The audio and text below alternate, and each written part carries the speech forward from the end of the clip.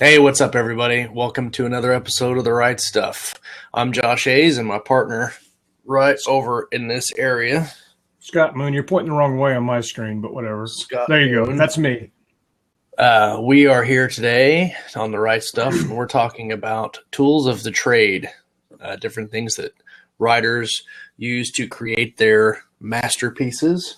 Because tools of the trade are cool. I like to use not just one tool, but all the tools at once, because that makes everything so much more organized. I want all the tools, all of them. So, all right, you want to get started off with kind of what's going on with Josh Hayes? What's going on with me? I've been writing a short story for an anthology this week, and I've been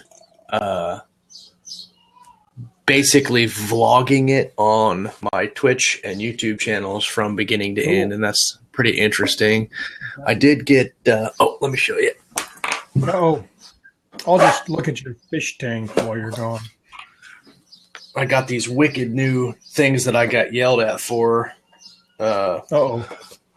earlier this week. I got a Kylo Ren doll. And I'm glad you got a doll on the show.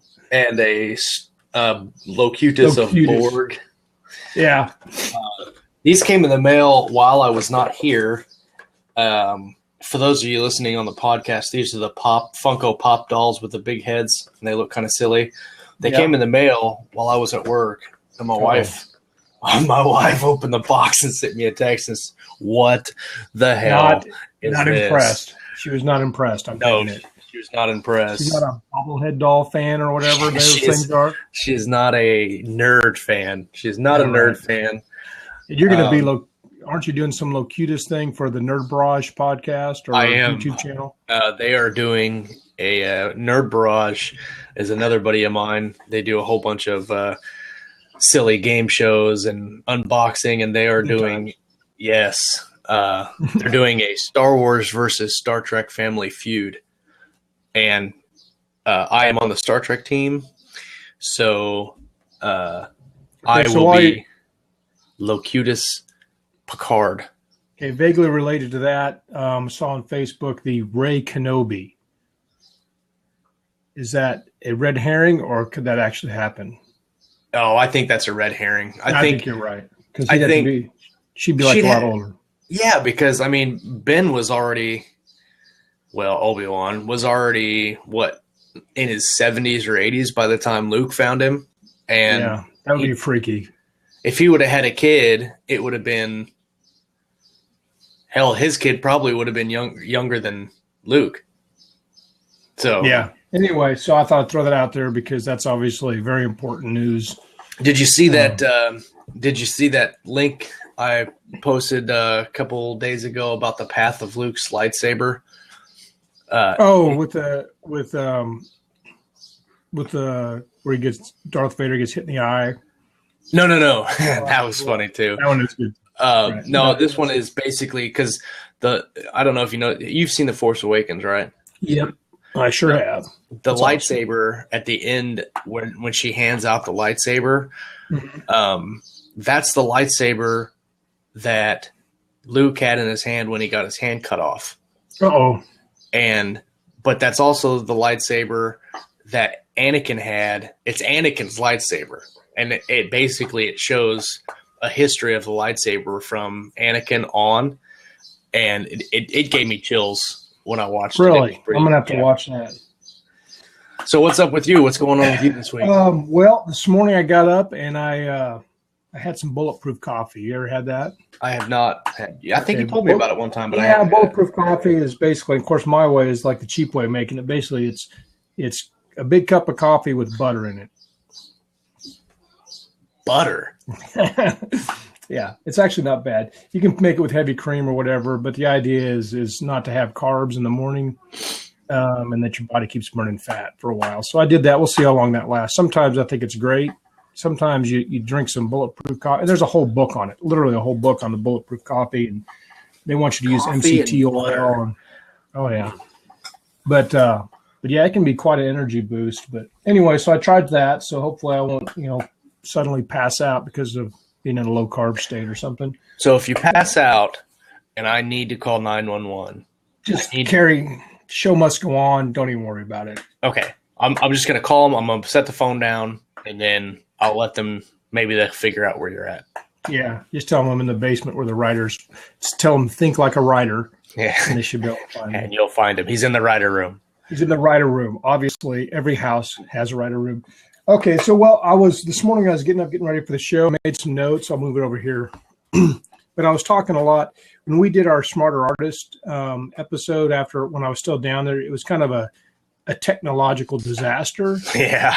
And given that I'm so good with names and taking notes, and I'm kind of a big picture overall experience guy, so it was kind of dumb how much I missed. So I was thinking about today and listening to some other Smarter Artist podcasts and remembering stuff and going, oh yeah, I remember that. That was great. This is awesome.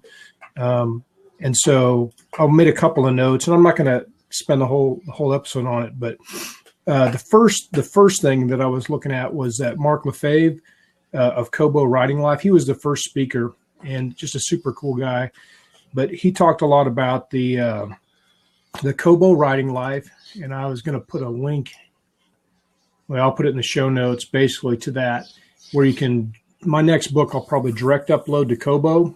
And then I'll direct upload to Amazon, and then I'll do the rest through Draft to Digital. But he talked a lot about going wide and some of the benefits of that. So, what are can you think of any specific benefits of going? Just real quick. Well, what he talked about a lot was, of course, on my specific notes for his. I have notes for the whole thing here, but. The Amazon, he won't call it Amazon. He calls it the world's longest river. But they want you to succeed. Obviously, they want you to be on Kobo, and they're gonna push you on that platform basically. And they talk about going wide, and you can be in 190 countries or something like that. I think I did talk about some of his stats. We'll talk about that some other time, but it was very interesting. He said thrillers do better than people thought in comparison to romances over the last 180-day cycle. Before I forget what he was going to say, what he said was the part I wanted to talk about today is he talked about how your pricing, if you're doing international, needs to be organic to the country. Organic maybe not be the right word, but so when I price my book at $299 in the United States, it's going to be like $187 or some weird price in like the United Kingdom or Australia or Germany or whatever. The exchange rate. And so it doesn't look, so people look at that, they automatically know, oh, that's the United States pricing. It doesn't look like it fits the market. And right. He said it actually makes a big difference if you go in and hand select those prices. So that's something I want to work on. Also, I was listening to episode 58 of The Writership, which is a podcast, and that's with Alyssa Archer and Leslie Watts. They were attendees at the Smart Artist, and they do a nice podcast. I really like it, and they were pretty cool group. But they went through, and I remember I was listening to their podcast thinking, oh, man, they did such a better job than I did of talking about the conference. We'll have to do another episode, maybe a series. Well, maybe we run out of other stuff to talk about or something. I can go back and make detailed notes and do that. There are several others in here. The one story I can't remember if I talked about was when I met Andre Chaperone, who's the Autoresponder Madness creator. It was funny because I walked up there to talk to him, and I went to shake his hand, and there's they had standing tables and bar stools kind of where the speakers were. So I walk up there between presentations to shake his hand, and he's just a real nice guy. I'm shaking his hand, and I move my hand. I'm shaking his hand like this, and I go, bam, and I just smash his knuckles on the table. Nice. I'm like, you're a complete idiot. Thank you very much. But he didn't flinch. He's just like, yeah, well, it's like he expected people always to come up and just physically abuse him. We don't know your own strength sometimes. Yeah, that's exactly it. I'm freaking hulked out monster. Anyway, so there's probably a lot more we could talk about, but we do have some interesting things today. Topic. We're talking about what we use to write. I made a whole list of things. And I think most obviously at the top of the list would be Scrivener. Right. And I think anybody interested in listening to this podcast or writing already knows about Scrivener. But there are a lot of people out there that they get Scrivener and they look at it and they're like overwhelmed with. When I first got it, it was very overwhelming. Yeah. I went through the tutorial and I was like, it just made me tired. But I learned a lot by going through the tutorial. Then I came back to it later and I tried to go through the tutorial a second time, hoping I would pick up stuff that I missed the first time. And of course I got really impatient and I kind of rushed it, and maybe I could have learned how to use it better. How do you use it? Well, the thing about Scrivener is it's a enormous program, and you can use so many things that are inherent to the program, but you don't have to. If you want to just write, you can just write. That's important. Yeah. That's how I started using it. I spent, I don't know how many hours searching through YouTube trying to find out how exactly to use the program. And I think I wasted a lot of that time that I could have just been writing, because really a lot of that stuff I didn't really need. The only thing you really need in Scrivener is to know how to compile. Right. And so you don't need to know that until you're done with your book. Right. And I shied away from it for a little bit because I was making it really complicated and it was getting me such an ordeal. And then, you know me, probably most of the people listening don't realize I have a problem with switching platforms. I'll do Scrivener, and then I'll do Google Docs, and then I'll do Word. And pretty soon I almost can't remember which one has the most recent version. So I'm trying to reform my ways. And then you make a spreadsheet for every time that you. And then I make a spreadsheet so I keep track of it, because it helps. But yeah, I was getting more sophisticated with the Scrivener, and I had just all kinds of crazy layouts set up. But really, all you need, like yesterday, I had a breakthrough where I basically made two columns. In the right column, I had my manuscript, and then in the left column as I'm looking at it, and then in the right, I just had my notes, or the note cards pulled up really big. And then I was going through making notes. And the reason this is important is because my work in progress is 100,000 plus words. There's some really complicated elements in it. And I was there's one character called the Rage in it. And I was like, has this character identified who that is yet? And I was really confused.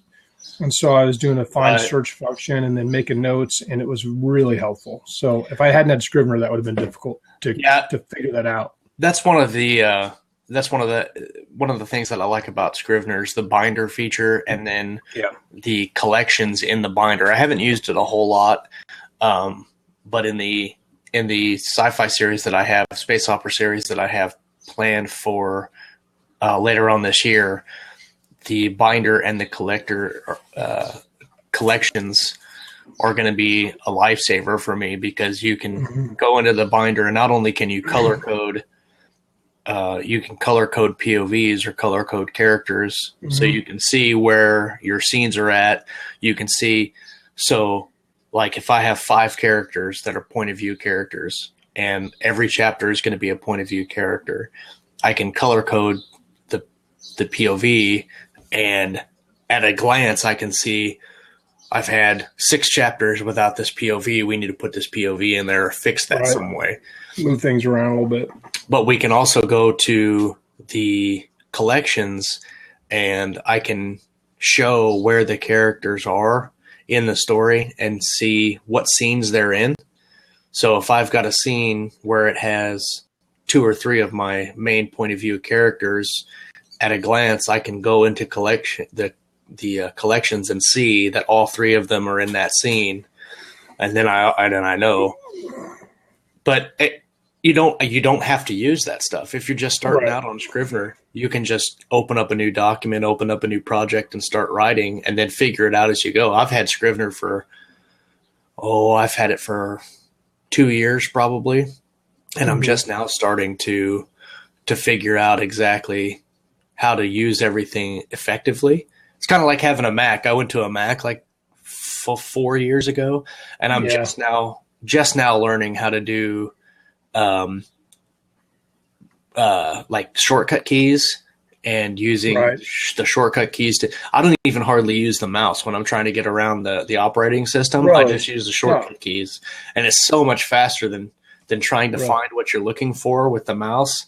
I can just type in, if I want to open a file or if I want to open a program, I can just type in Alfred in the shortcut and then type in what I'm looking for, and it brings it up like that. And I just figured that out like 2 weeks ago. No, that's pretty awesome. I've never been a key shortcut key hotkey person, but I could see where it would be useful, except for Control C, Control V, Control A. I do that at work when I'm typing narratives. I'll type them in just a blank document in Word, because the template for like the ORs at work, it doesn't list grammatical or spelling errors. That doesn't spell check or anything. So I type it in a blank Word document, and I've had several people in the break room when I'm typing.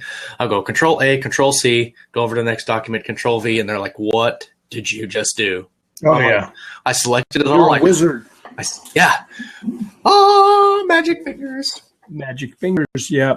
The one thing I didn't Scrivener that I had to hang up on was the note cards. You can't change the font size, and you can, but it was a big hassle. But in the project notes, and you can do like for each section or the whole project, those can be formatted in any way. So if I have something that's like a sticky that I want to remember for the whole time, I'll put it in there and I'll format it bigger and bond it or bold it and put it in different colors. And then I'll do my note cards, which you can look at and make them organized. And then yesterday I printed just the synopsis, which is the note cards. So I can go through and kind of keep my story together without having to read the whole, 200,000 words. That's a good point to make about the note cards. I don't usually use them because I use the binder to see what's going on in whatever scene that I'm writing.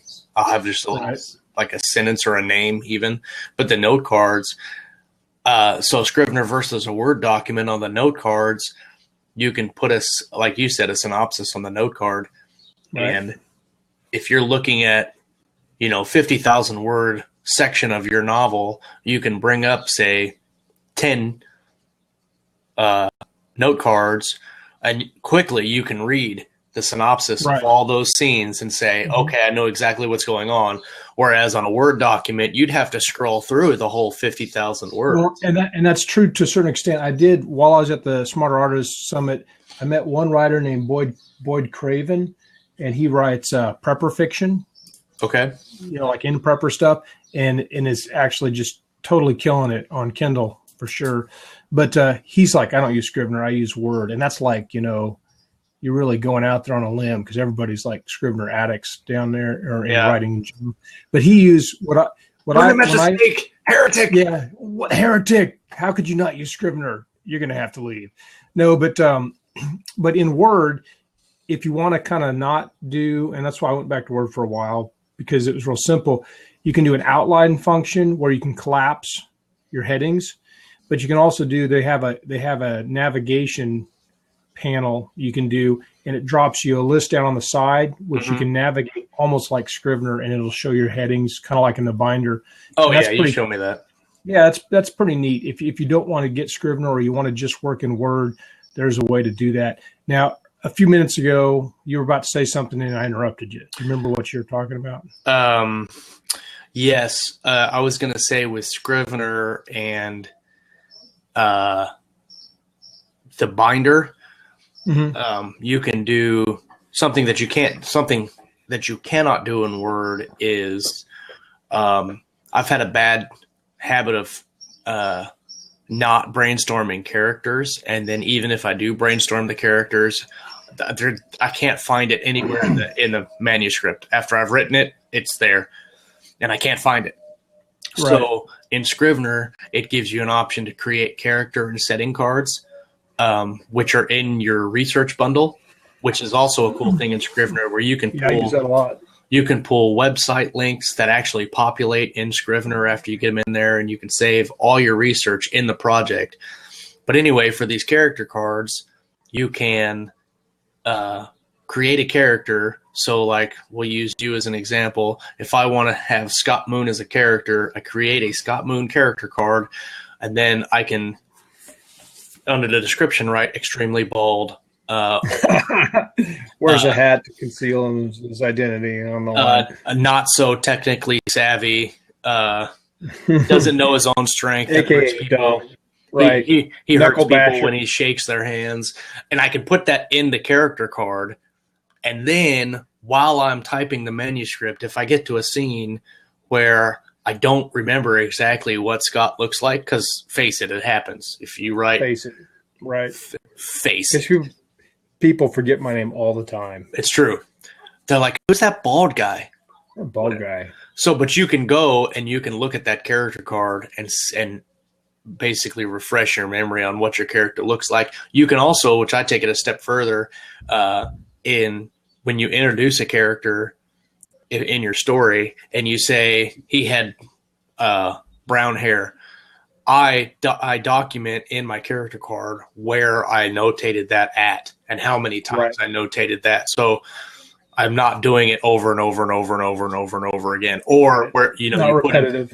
Or you put in what they were wearing in a certain scene. So that way, if you have a scene like the very next hour, or what weapons they have. Yes, because that way it keeps you. He had a gun, and why doesn't he use his gun? Because he just has a sword now. I've had that problem before. I'm like, I forgot he had a gun.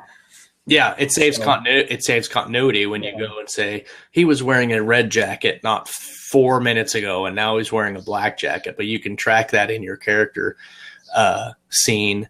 And I want to jump to another app here in a second, but to kind of segue into that,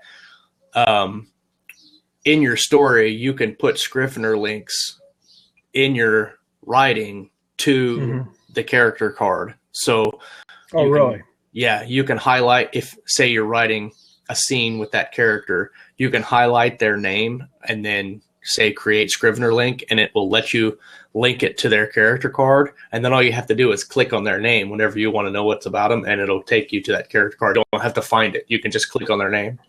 That could be slick. But I got that idea from another app that I have yet to try out, and that is Story Shop. And oh yes, Story Shop. I was one of the, I don't know how many people were in the Kickstarter campaign. Yeah. So I donated some money. So I'm going to get it, I don't know, whenever it comes out in beta.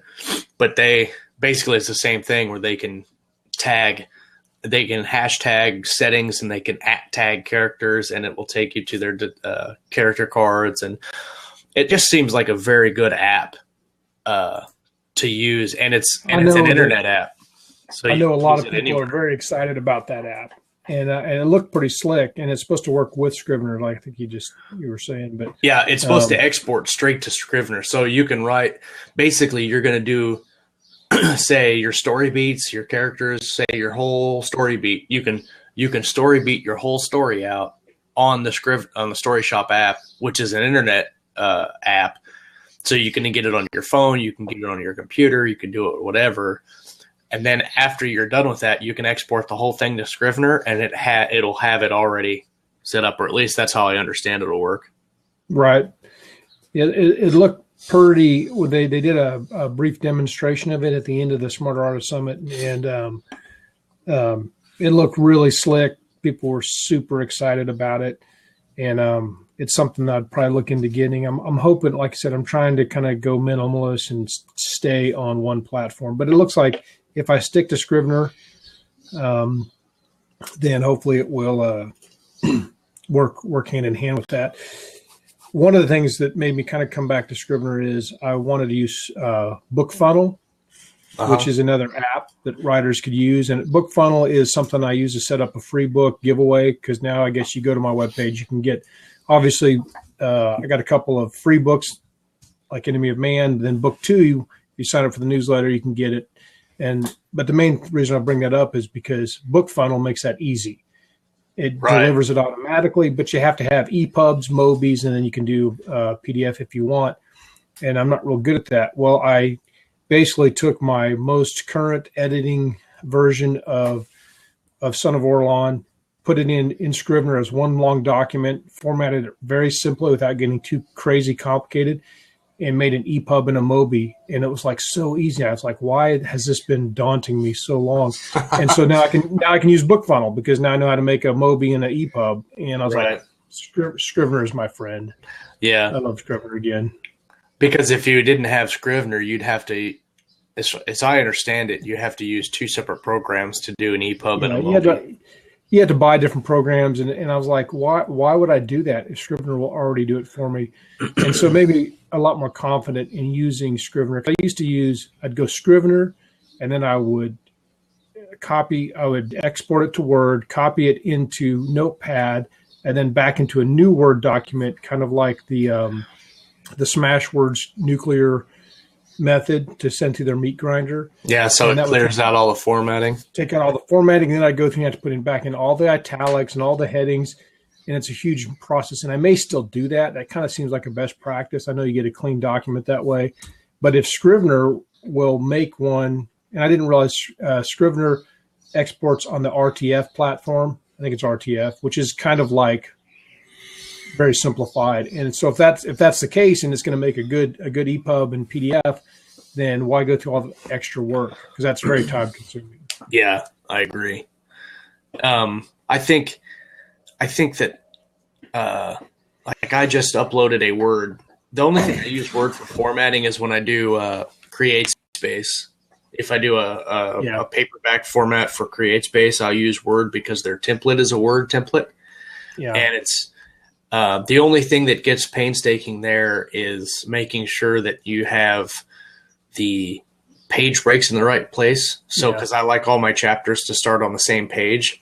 So you have to go through and make sure when you open it up, you have to make sure your page breaks are in the same place. But Word is good. I like Word to edit.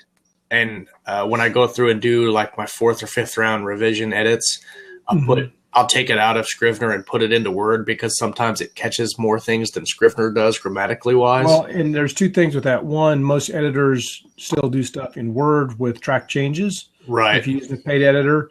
And two, Scrivener, it applies English grammar, which is fine. But if you go back and forth, you'll notice being somebody who goes back and forth between platforms like 25 times a year, I'll notice that some words, Scrivener will want to put them together and Word will want to take them apart. Yeah. As far as compound words, and you go back and forth between the English spelling and the Americanized spelling. Right. And it gives me a little bit of a neurotic complex. I was listening to, I can't remember which editor it was on a podcast. And for the life of me, I can't remember what it was. But basically they said, don't do the word grammatical changes. Just leave them there. Take the word grammatical off because a lot of times it could be wrong. And but I don't really look at the green lines. I look at the red lines. Yeah. I don't usually use the grammatical stuff, but here's something interesting. So if you put now, since I obviously use Scrivener and I obviously use Word, and then I use Google Docs. And then I go through periods where I love Google Docs because you can do a lot more. Google Docs has an outline function now. They have voice transcription. There's all kinds of really good stuff. And if you download from a Google Doc and you as a Word document, then it saves the formatting basically, and you're good to go. I like Google Docs because we use Google Docs for our show notes and our episode list, and hell, we even use Google for our show calendar, so both of us can get it. And it's very nice because we can be in the same document at the same time, almost typing at the same time.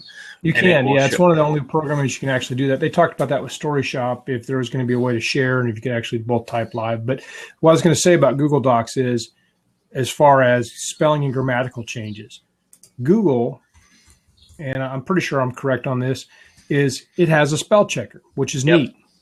And it also, when I first started using it, the spell checker didn't work on my phone app, but now it does. So that's fantastic. Right. But Google, I think it draws some of its knowledge about your grammar and spelling and stuff from the internet. So some of the words may not necessarily be in the dictionary, but my theory is they're common usage in Google and Google searches and stuff. And so it will find like a pop culture spelling of a word that you will not find, that Scrivener and Word will not find as far as the spelling. It's taking it straight from pop culture, which is interesting, I guess, depending on how you look at it. Well, yeah, and it's I like it because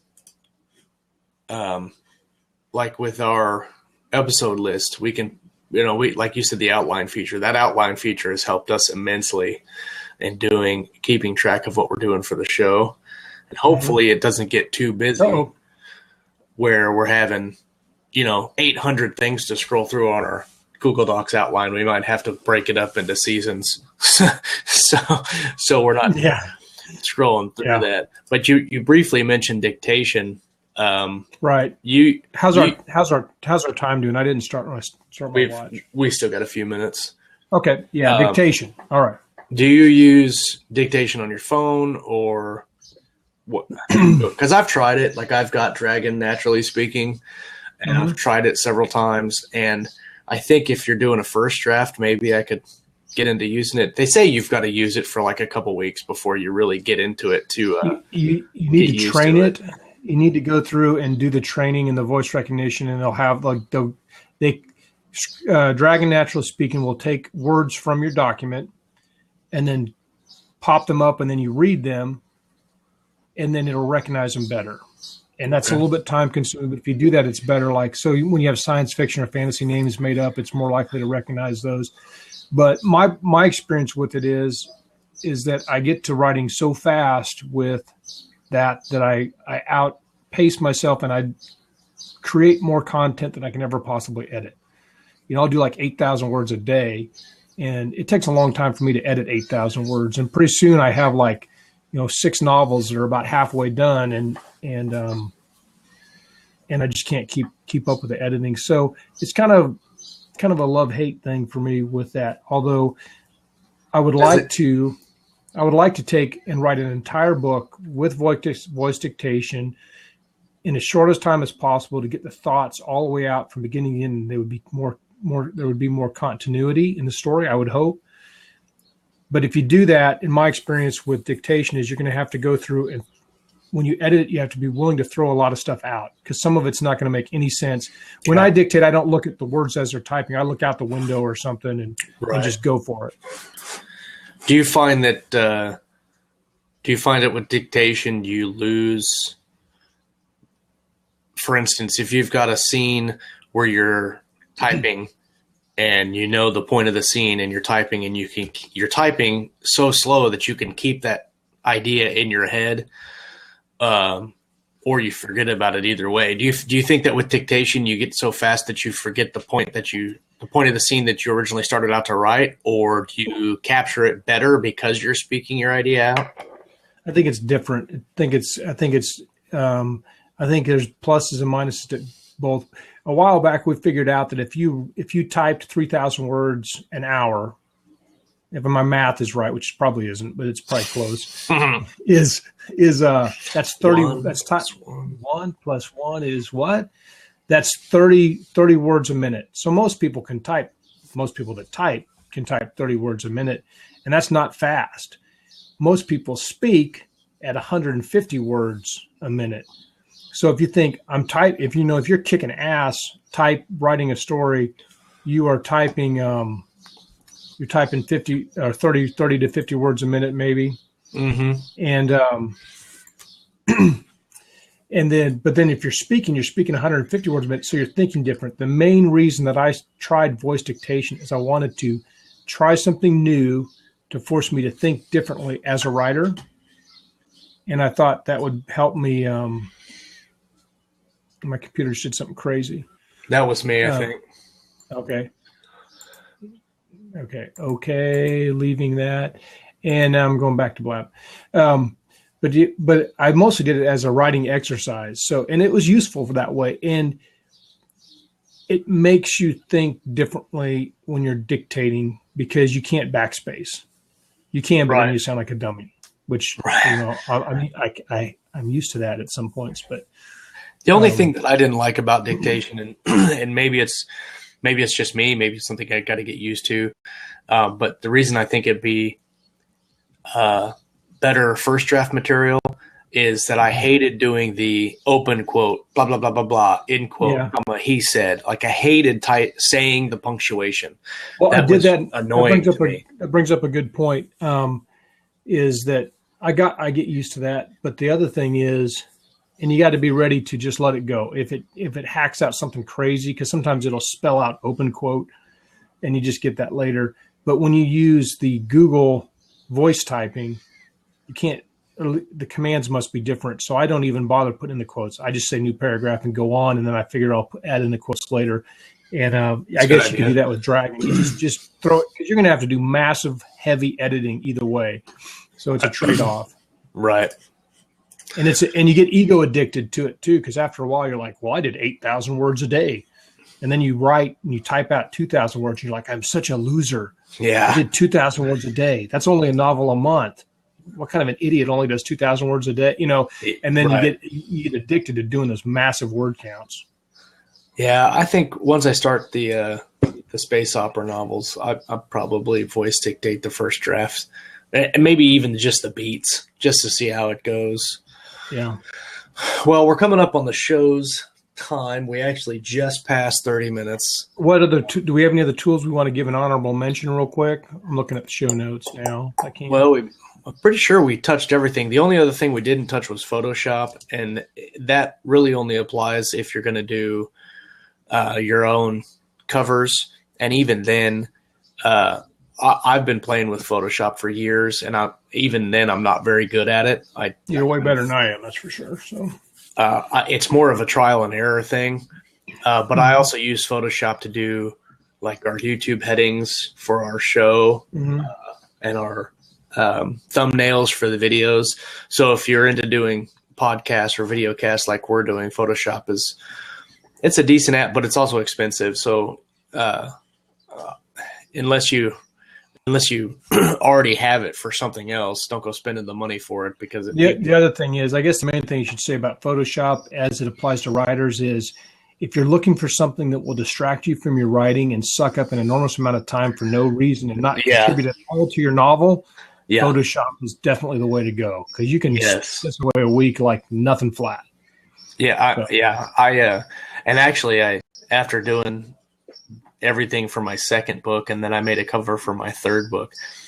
When I finished my second book and I was doing all the formatting and the cover work and all that stuff, I got to a point where I hated doing it, and I just wanted to. I wish that I could have paid somebody to do it, because I was like, I just want to write. I don't want to do all the rest of this stuff. But whatever. Well, I think we're gonna cut it off there. Our next show, if you're watching live, will be in a few minutes, and we're going to talk about narrative, summary, and exposition. Oh crap! Yeah, and if you're listening on the podcast, it'll be in the next couple of days. That episode will be down. And if you're also listening to the podcast, I want to apologize for not having episode 6 and 7 done. We had some technical issues with Blab trying to get the recordings of the shows, and we finally just got them a couple days ago, and I've got them up on YouTube now, but the audio versions are not done yet. I'm hoping to do that today sometime. So thanks for watching. Thanks for joining in with us. For Scott Moon right over here, depending on how Josh you see is over there. We are Keystroke Medium. This has been episode 8 of The Right Stuff. Thanks for hanging out with us, guys. Thanks. See everybody later. Take care.